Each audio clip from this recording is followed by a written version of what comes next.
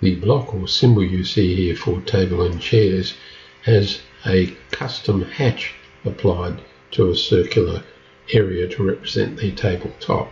I'm going to delete that and simply select the circle itself and then apply a fill to it. So we just say yes, and its color, we'll leave its color set at grey, and we'll bring the table to the top. The draw order will bring that to the front.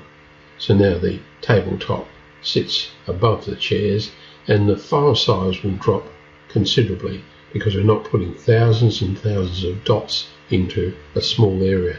So one entity replaces hundreds of individual entities. While looking at this drawing, notice that some dimensioning has been applied, and this 29 feet